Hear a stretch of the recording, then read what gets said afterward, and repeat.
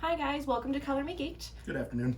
My name's Sam. I'm joined with my co-host and my husband, my best friend, Jet. How's it going, guys? We just kind of want to do a quick video recapping the opening night live Gamescon. A lot of really good stuff, but we're going to get more into that. We're going to kind of just breeze through some of the smaller games and really touch on like the bigger games that were mentioned. So if we missed something that you're super eager for, let us know in the comments, and we want to hear from it because it's obviously not our cup of tea. That being said, I'm going to pass things off to Jet. I definitely know, like you said, we'll start with the small ones. Dirt 5, the features and creator, the track editor, was actually kind of cool looking. We don't get a lot of those in a mainstream racing game. None that I can really think of off the top of my head. I'm probably wrong. I don't play a lot of racing games, but I do like the fact that they're adding some options in there to really kind of beef up the online multiplayer. Right. I don't play a lot of racing games either. So that being said, like the create your own tracks, I think is going to bring a lot to. Did they say it was crossplay? I did not see that. Wouldn't surprise me with everything going on, but Sony would have to get on board and want to play well. I love Sony. I don't work for the company or speak for them, but I love them. Yeah, Dirt 5 like looked really cool, and then we had because we're not going in any particular order. yeah. I want to touch on what was it, the Teardown game? That was like the interactive Minecraft. Oh yeah, yeah. That I mean, it's cool. It's one dude doing this thing, which is insane that he built that entire thing. And it kind of looks like almost like a cleaner version of Minecraft meets a Battlefield style destruction. It's Minecraft GTA. Yeah, meets We're gonna it's bank robbery. We're gonna teach your Tether how to do a heist. I mean, I like the physics in it though. The physics are really well done. So from the looks of what the video that we saw, this guy created this trailer specifically for Gamescom, and it's a fully interactive world. So it looks like anything that's in the world can either be destroyed or built with or somehow manipulated. So it's not a new element to a game, but I'm excited to see how it's going to be put in this type of game. Yeah. Also, what crowd that's for. Yeah. What else did we get in there? Jurassic Park's coming to the Switch. Really fun little kingdom builder / feed people to dinosaurs. So I've never actually played this game. It looked like a roller coaster tycoon with dinosaurs. Same principle. Yeah, it's a zoo tycoon, roller coaster tycoon with dinosaurs, and they get out and eat. They'd eat the people. I loved Roller Coaster Tycoon as a kid, and I remember one time I was building one. I'm gonna go off a little rabbit trail here, and I didn't like pass the safety standard in the game, and the roller coaster shot off track, and it killed everybody. Yep, and I got shut down. I think it was an accident. It was an accident. Can't swear. Oh, I do swear. No, fuck.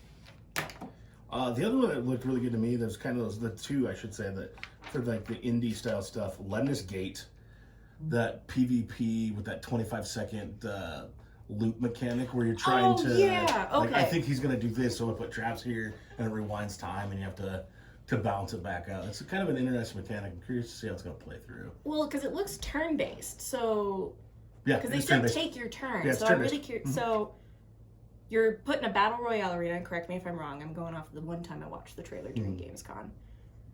And you only have 25 seconds to do what you're going to do. Yep. And you either have to anticipate or be a mind reader. Yeah. I guess it looks really cool, almost like Looper, but on crack. Yep. Or, sorry, Speedy Zip Zips. Or Zippy No-Nos. I don't know. I don't do any of those. Drugs are bad, either. Kid. Well, most drugs are bad. The other one, too, is 12 minutes. Microsoft showed this off last year at E3, I want to say. Everything, and it's that Groundhog Day style loot mechanic, but it's with the dude and his wife. House gets broken into, and he's just constantly reliving that day, choosing what happens and seeing like that. So see one of them, the wife's bleeding on the floor. Like one of them, he's getting drug out of the house, kind of things. And they just added some really cool talent. Daisy Ridley, William Dafoe, and James McAvoy are all voice acting too, which is kind of a big setup. That's the William Dafoe game. Yeah. Okay, everyone just kept saying William Dafoe, and I'm like, why William Dafoe? But now that makes more sense. Yeah, that's the other big one. Little one, I know this is a big announcement for a lot of you guys, and I actually haven't played the game because I know once I do, I'm going to be hooked on it. It's Fall Guys Season 2. Yeah, I got to download that today. I know, right? Free on PSN, so if you have PlayStation, go ahead and download it.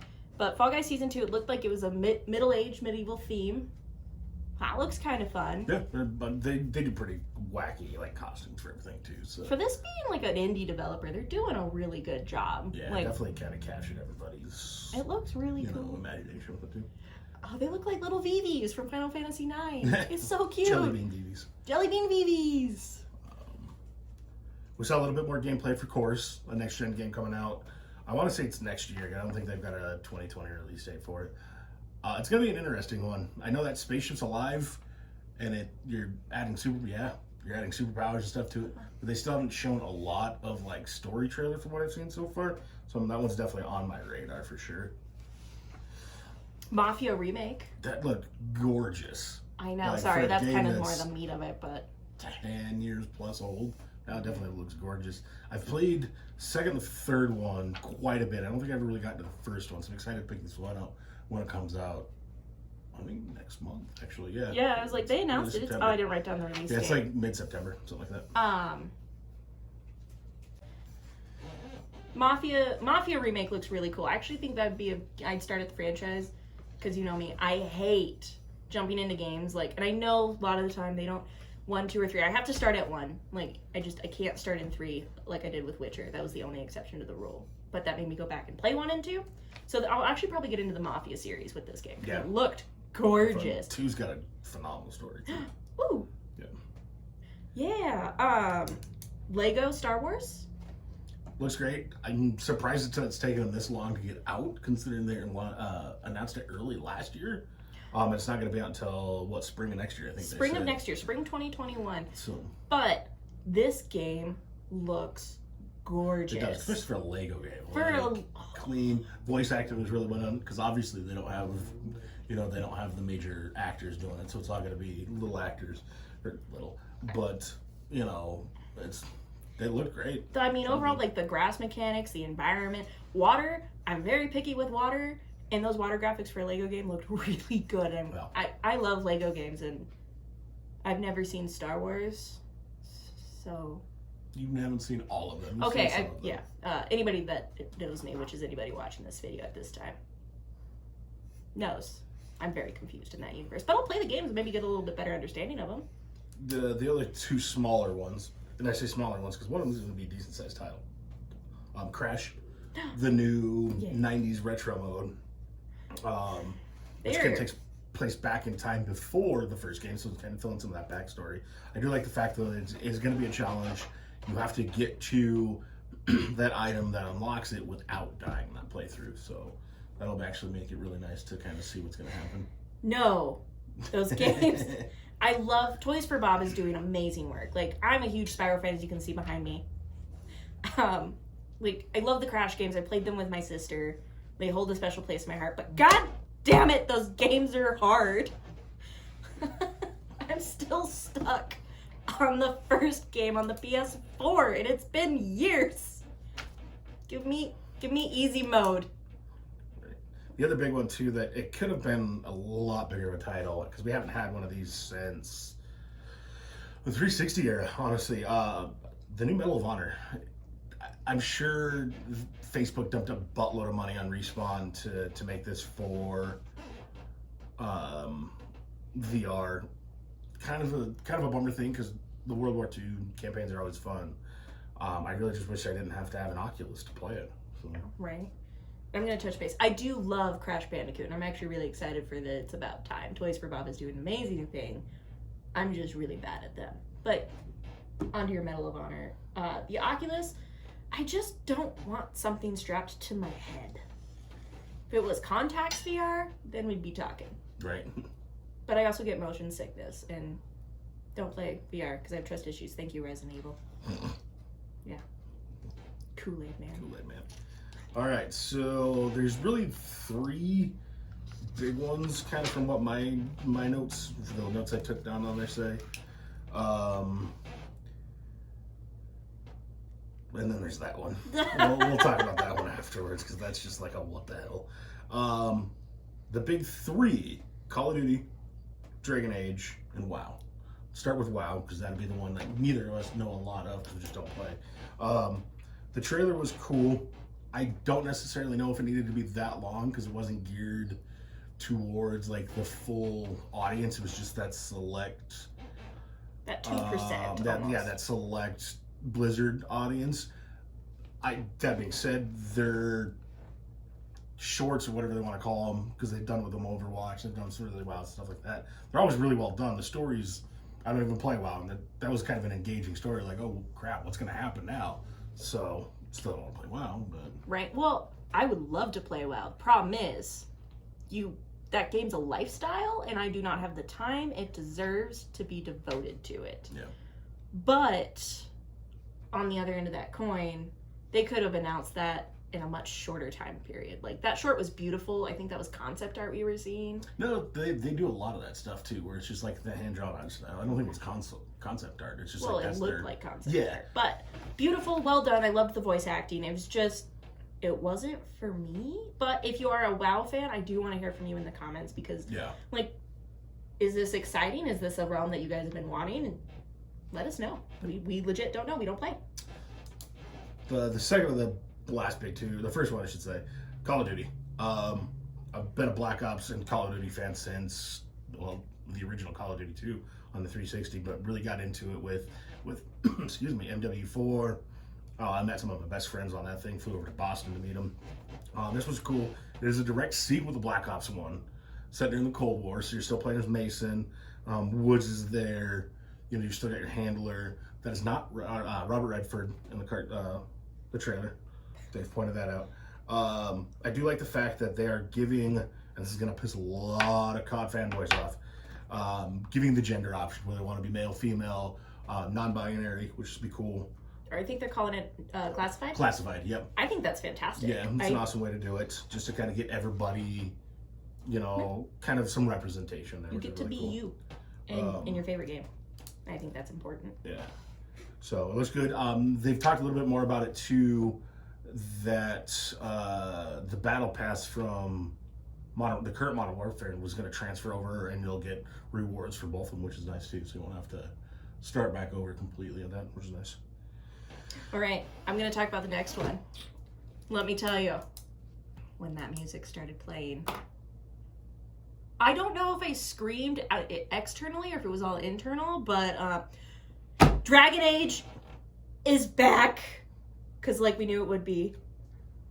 Okay. We got a while. I'm so, like, I don't care. I'm a Kingdom Hearts fan. You give me a little bit and I will dissect it and I will chew on that for months, and they know this. I'm really hoping Casey Hudson is leading this one though, because he's the one. He's the producer that did the first Mass Effects. Yeah, Mass Effect is a wonderful trilogy. Obviously, we're BioWare fans. We have a dog named Varric, who actually and a dog named Garrus. And a dog named Garrus, and their personalities fit really well. Good job, BioWare. You named your dogs. Yeah. But that being said, the Wardens are back. The music. We're probably going to Deventer. So yeah, because it says we're going to be in new areas we haven't explored. Sounds like definitely the Wardens are back, which is going to be interesting. Have we not gone to Deventer? I thought we touched on it. Because I know we helped the mage from Deventer in Dragon Age Inquisition. Yeah, but we've never actually had a full game sit there. Gotcha. Okay. For Ferelden, and then we had... we've never had Orlege. Orlais, yes, thank you. God, I love those games, but I can never pronounce their... But yeah, so I think that'll be a good one too. The Egghead's back. So, fuck Solus. There, I said it. Yeah. Even though I will play again eventually and probably try to bang him. Just because I set myself up for disappointment in video games, apparently. I'm glad you had a disappointment for video games there. Just got... Shut up. That will incorrect, I'm sure, but... That out, too. I am so excited. Like, they showed concept art, and I liked showing... So, we met the team that's working on it. They announced two of the characters' names, too, but I just cannot remember what they are. Go to the Google machine. Right. Google machine, here we go.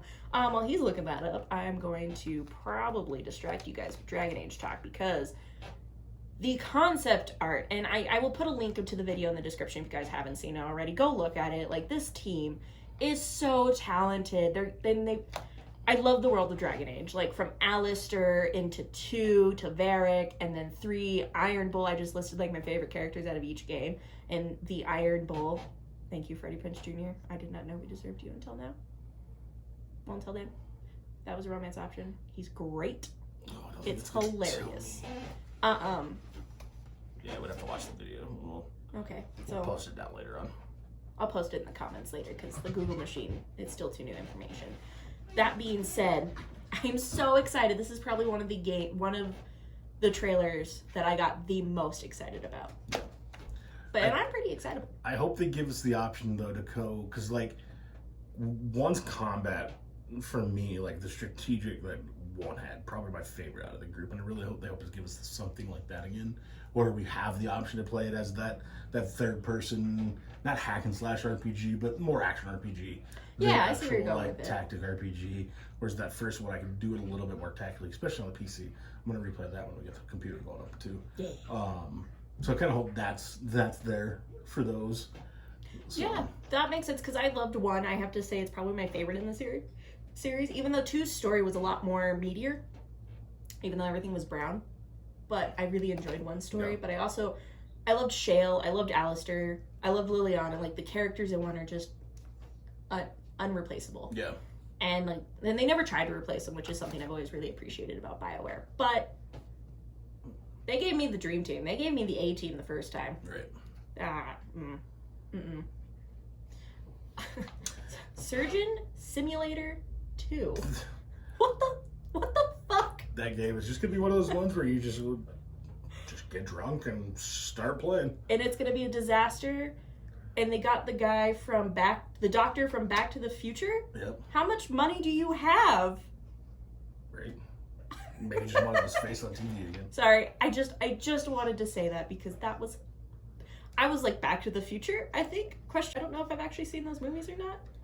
And then he's like, Surgeon Simulator 2, and I'm like, oh. That's Simulator. I'll edit that out. Or just leave it in there. Surgeon Simulator 2. Well, surgeons need stimulated too. They do drugs. Yeah. House. Right. That was a downer though. That was not stimulation. Of course we got that other what the fuck game. There was Bridge construction, The Walking Dead. Because you're gonna go into an abandoned thing, find a brand new Honda generator. Yep. And put your headphones and your video game on in the post-apocalyptic. And the zombies can navigate stairs very quickly. Open doors pretty easily. And open doors, so they're very intelligent in this game. And are they building So, like, why are we bridge building in The Walking Dead? Is it for the zombies so they don't fall over the cliff? Or is it for us to get across the cliff and then we blow up? Are we trying to lemmings them? I don't know. If anybody has answers to this, help. Send waffles. Yeah. The only other big thing to me that was really kind of interesting, and I'm not sure what it's going to be about. Apparently the first book's out now. Unknown 9, Awakening. Yeah. 9 immortals guarding humanity's basically knowledge and secrets. Yeah, the little girl finds out, I think she's been homeless her entire adolescent life. And she finds out she has the power to control or stop or slow down time from the looks of it. But kids are creepy. Yeah. And they portray that very well in games. And I'm very excited. Yeah. I think this game is going to be unique. It almost had like a Control vibe. Yeah. I definitely think we should pick up that book and see what's going on with it too, because it looked like her ability to kind of see the future in that small increments and like change it is probably going to really win. Because then you see her come back, what we'd assume would be her. Yeah. Come back as older because her hand's bigger, pulls whatever she hid there out. It almost like we see her at like 6, 7, 8, and then almost 10 years later. Yeah. Young adult, old teenager. Yeah. That's a thing. But other than that, I mean, there was a lot of great announcements. I mean, Warhammer, I think Tabletop got announced. Yeah, well, yeah, it's the new Warhammer game coming to consoles. Little Nightmares 2, which is a great one. Like, I need to super twisted side-scroller platforming horror game. And then honestly, the last big one that rightfully stole the show was Ratchet and Clank for PS5. Yes. So I've never actually played the Ratchet and Clank series, so this is going to be kind of more towards what you've played with them. Did they look like they were sticking to the same mechanics? Oh yeah, no, it's got that same kind of humor. I'm sure we'll see some of those, twisted names, and like the Ratchet and Clank games, even their names have always been kind of So it's Insomniac that's doing them, but yeah, they've always been kind of that under the table wink where it's for innuendo because like up your arsenal, go like commando. So I'm curious, like, what this one's Crack in Time? No, not a Crack in Time. Rift Apart. Rift Apart. So I'm kind of curious to see what's going to happen there. The remake that they did, the reboot, I guess, on the PS4 was phenomenal. I actually probably will replay that for you guys too. And it's just a nice little third-person shooter action adventure game. Great humor. It looks cute. It looks totally up my alley, and I don't know why I haven't played it. So, and then honestly, in my opinion, for everything we've seen this year for talks of next gen and the stuff coming out for the PS5 and the Series X, this has been the only truly next gen experience we've seen so far. Spider-Man, it's gonna be great. It's gonna look gorgeous on the PS5. It's a remake of a PS4 game with a better engine. Halo. Trailer was not necessarily the most clean, though the gameplay looks phenomenal. They'd have to work on the graphics a little bit. We know that's going to be fun, but it still hasn't shown us anything like what this game does right now. Like when they stop and you can actually see some of the individual hairs waving in the wind. Like, show me the hardware in the works. Yeah. I want to see the horsepower. Yeah, and I think this is the game that has done it so far with this too. And so I'm gonna kind of bring up this conversation topic. Are you? Because we're really close to the next gen launch. It's right around the corner. Seemed close, yeah. Why isn't there more? Why isn't there more gameplay? Like other than the COVID stuff, like I'm pretty sure that has thrown a huge wrench into things. COVID's definitely affected this. I think part of the reason we haven't, we go back, and we've had a discussion a few weeks ago where like the incremental growth that we've seen from like the PS1 into the 2 and the 2 into 3, we're starting to catch up with that tech right now, like where there's only so much we can do to make these look photorealistic until we have the next quantum breakthrough for technology.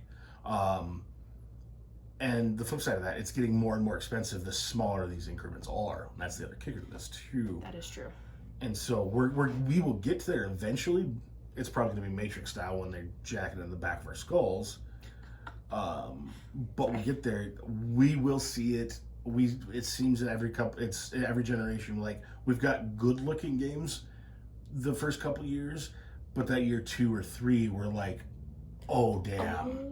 Last of Us, because that was right at the end. Tomb Raider, yeah. I loved the Tomb Raider reboot. And yeah, the mechanics on those things, like so we'll start getting those.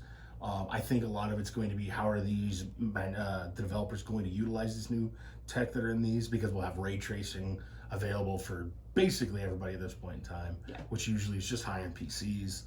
We'll have some more of this destructible environments, these stuff we can use a little bit more in these games, and so it's just going to take these developers time to utilize it, I think. So. Yeah, I think you're right. And a game I'm actually really excited to see in the next gen consoles, and I'm a fan of, like, it's not really a series, but this genre of games, like there is that Little Hope game, like the same people that did Man of Medan or Until Dawn. I love horror games. They don't always love me, and sometimes I cry. But I love them. You always get the best story out of them. That being said, we didn't see a lot on this game, but do you think that's going to be a next-gen console exclusive, or do you think they're going to backtrack? This year's will be both, I'm sure. Is it coming this year? Yeah. I thought it's coming 2021. No, it's coming this year. But it's like an 8-part series. I know. And so, like, I'm sure, maybe not necessarily next year's, but the year after, yeah, probably we'll get to that point. Like, yeah, I think you're right. Like, we'll start getting these things where there's just no way in the world it's going to play. Like, out of all these consoles that we've had these last 7 or 8 years, like, we're at that point now where the OG Xbox One, way past long in the future, is starting to get there. The PS4 is not much behind that. So we start getting to the Slims, and then, like, the Pros and the X. when is it getting to that point where like the Slims and the Pros and the X's are like, we can't do this, and it's getting close because that SSD that are in both of these consoles is going to make a world of difference for what we're used to. Yeah, hands down, I think you're right. Yeah, I think we're going to outdate the technology pretty quickly in the gaming world. I think even VR is going to change as we know it. Oh, yeah. Because we haven't seen a lot of VR, but that's going to be a whole nother video, I think, for another day, based on the hardware. Yeah. But is there any other games that you want to touch on? Because, like, this was a meaty 2-hour show, but like I said, there was only like 3 or 4 announcements that we were really stoked for, and we touched base on one of the little ones. I know you're playing Wasteland 3 right now. Taking the hell out of it. Early reviews have been great, 9s and ups. I'm maybe an hour and a half, 2 hours in, really, so I've just only scratched the surface of this thing. You're still in the tutorial. Yeah, basically. It's definitely different than 2, which is kind of what got me into the series. So I'm digging the more XCOM feel. But yeah, that was a blast. So Age of Empires, I'll probably pick that up because they finally announced the Age of Empires 3 HD pack, and that was a game I grew up playing as a kid. I don't think I ever played those games. You don't like the strategy style games like those, though? Not like those. So I love strategy games and I like RTS, but the building aspect of it I'm not good at, so I don't find enjoyment in it, and that's okay. Another thing, I kind of want to drive this conversation, like we touched on the games, kind of the future of these gaming shows. Is E3 dead? I don't think so by any stretch of the imagination. But going forward, how do you see these little like summer of games that Jeff Keighley did? How's it going to affect this industry? Is E3 dead? No. Is it dead as we knew it? Yes. I think just if I was a business, if I was Microsoft or Sony or Nintendo right now, and Nintendo and Sony have already pulled out, so keep this in mind. If I was one of these companies and I got almost or more traction on these videos by just doing these videos at my time and when I wanted to do it and driving the hype up for my product versus spending $1 million, $2 million, $5 million, $10 million to rent the booth at E3 to do this massive bloody production. I know what I'm doing. Yep. I'm not at E3 anymore. I may spend $500,000, get me some PS5s there with some videos playing, and I'm golden. I see where you're going. Yeah. This honestly, what this could just turn into would be a new PAX, a new style of PAX, where instead of just being where PAX is all like, the PAX a little bit of everything, video collections, all that, the collectibles. This is just the games that we get to go play. That'd be cool. I honestly think this gives these guys more opportunity to get spotlight shown on games and stuff coming out that may not necessarily have gotten the press or the spotlight that they should have. Okay. Like some of the stuff that I wouldn't have thought about looking at some of these. Like Teardown, I probably wouldn't have paid attention to it had it not been yesterday during the presser. So, in a perfect world, the way I would like it to see going is I want E3 to stay like the big title games, like the ones that you see on the posters and around, like Final Fantasy, Skyrim, Dragon Age. Like I want that to be that stage. But I want Gamescom to be more of the spotlight for the little guys. Like even. Oh, sorry. Gamescom generally is. I mean, it's another style. I just think the summer of games is the way they need to do it from now on. I see where you're going with it, but I always want to go to E3. I do too. Like, I would love it. Yeah. Especially with the way it's progressing. But I would like to see that be the stage for the bigger guys, and then the summer of games, like, kind of addressing, like, more development on the bigger games, but really a focus on the indie games. Because how many of those indie titles, Fall Guys, there's so many indie games that I love, and why can't I think of them right now? I mean, even like Little Nightmares and stuff like Little that. Nightmares. Grease. Yeah, and then because I think that's what E3 was originally about, was about these big title games and then the summer games. But I think next year they're going to have to fight with people's schedules. I mean, obviously the pandemic's not going away anytime soon. Maybe it is. I don't know. I'm not a fortune teller. That being said, though, next year, say we get things back to normal and we're on a day-to-day life, not everyone's going to be in quarantine. Not everyone's going to have this ability to sit down and watch things that we did. The nice thing about E3, it was it was a scheduled chunk of time. People took that, 7 or 8 days off? Roughly, yeah. Or whether it was their job or not, and they got a designated time to watch, write, well, actually, I don't know, I've never been, but I'm assuming, like, E3 was that week. That was their time slot for it. Now it's scattered across 3 or 4 months with not a set schedule. Like, you have Nintendo dropping these mini directs out of nowhere repeatedly. That's not the first time they've done it this year. The drawback with that, though, if I was I come big, if I was a media person, like, we listen to WGG and stuff like that, and they've talked about it, and the guys from Gamer Tag. Like, trying to get into some of these meetings when there's 150,000 people around you. Yeah. Like, that's not good. At least with these guys, they can do the one-on-one video podcasts, like, or eventually meet them. But they've got to separate it back out, because, like, even just me as a gamer, I don't want to see a bunch of people running around trying to play these video games. I want to see these guys getting interviewed. Mm-hmm. I want to know what this news is about, because it helps my business. It helped this business.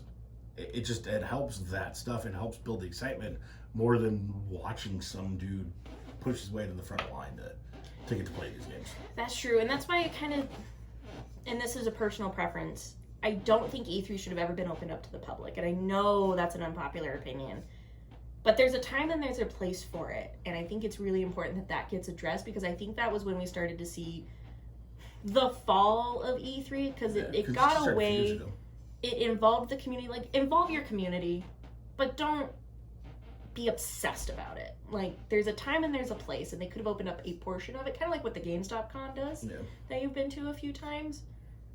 But once it was open up the community, and like, even the media coverage started to get a little bit watered down. The games that were showing were watered down. No one had hands-on tech to talk about. So the games that I was excited for, my favorite people I love to watch and listen to couldn't do it. Yeah. And so I think taking that aspect away, give the public, like, the Summer of Games, because I think that's a wonderful option. But keep E3 a little bit more, not insider, like, not behind closed doors. Like, I want to know, but give the professionals their stage. Yeah. That's what they're doing. That's what they have degrees in. It's what they've been doing for years. One of the things I definitely do think that absolutely must stay from Summer of Games is the demos. Yes. This is the first year, and I don't know how many years, that instead of just like these stealth demo drops that they do occasionally, some of these big titles got demos that they're finally like, look, you guys want to try this, you have to understand it is definitely a work in progress, but enjoy it. Give us your feedback. We don't get a lot of that anymore. No. Like, Chris Tales did a demo. I downloaded like half a dozen on my Xbox when they did that. And so, like, I think that has to stay. Like, that is the other option to get not only get feedback for your stuff, but give the players another method to get by and get hype for your product. Exactly. And by losing the tech demos and the side of it, like, what feedback are we... we're still going to get great games. I mean, these developers know what they're doing, and there's a reason they're successful. But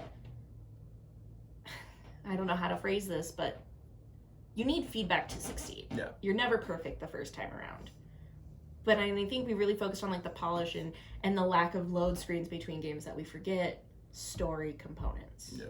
And, like, the games I've been playing recently, like, are very much story motivated. But I've played some games that I was super excited for, and they've been duds. Yeah.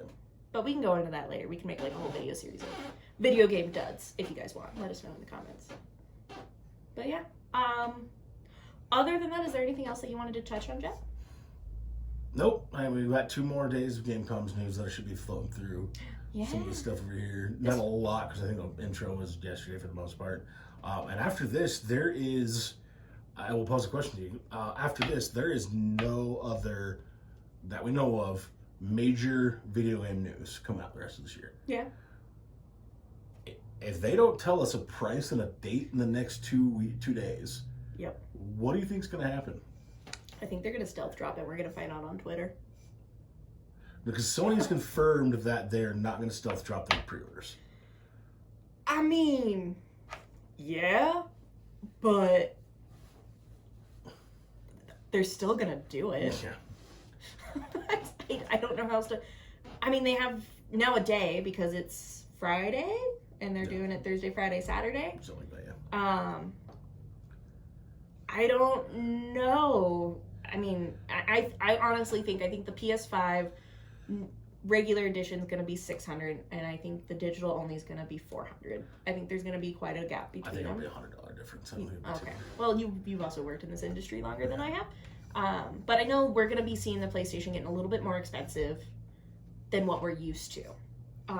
But we're seeing. You don't think so? PS3 was $600. I know. I bought one, and it didn't sell well. I still have my day one PS3. Yeah, don't get me wrong. Last of Us. But I think anything over $5 is a mistake for both of these companies. I think Sony's gonna release the pricing first. I think Sony's gonna do it, and I think Microsoft, because we've had this discussion, you hit the nail on the head. They're gonna come out and undercut Sony. They're gonna be like, oh, they're gonna have to. $50 difference. Buy our console. Yeah. Well, please. They're gonna have to. Yeah. I'm really curious because we're getting really close to a launch window. And Ratchet & Clank, by the way, doesn't have a release date. They just said launch window. Usually within 2 months, then. Is it that long? Like, give me the game now on PS4. Just kidding, don't. It probably won't play so well. Series X is already on the public, so. They are! Yay! But, I don't know. They got to give us prices soon because with the state of the world, like, with how crazy everything is, people still have to budget for this shit. What is your breakpoint price then? Considering we have to buy at least one of these for the two of us.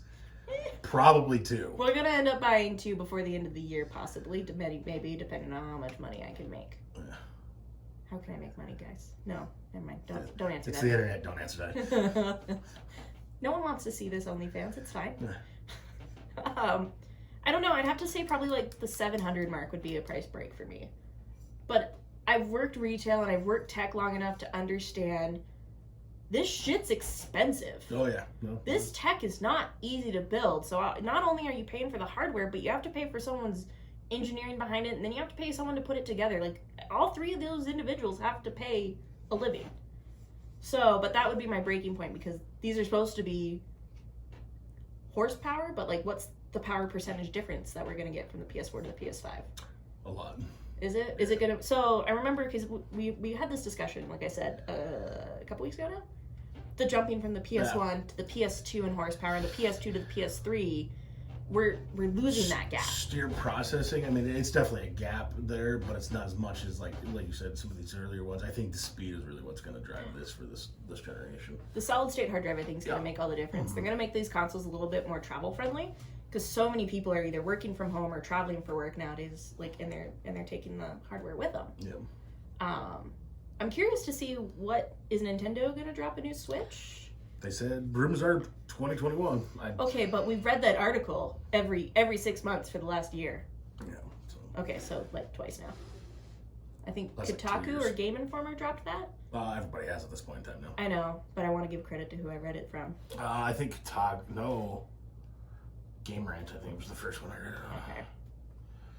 So. Right. But other than that, I think that's everything that we have for you. All right, guys, thank you for tuning in. Thank you for watching. Once again, if we missed anything that you want to talk about, let us know in the comments. We'd love to chat with you about it. I'm always looking for different perspectives on games, because just because something isn't my cup of tea doesn't mean it's not a great game. So let us know. If you liked what you watched, hit the subscribe button. We really appreciate it. And thank you guys, and you have a wonderful day. Thanks, guys.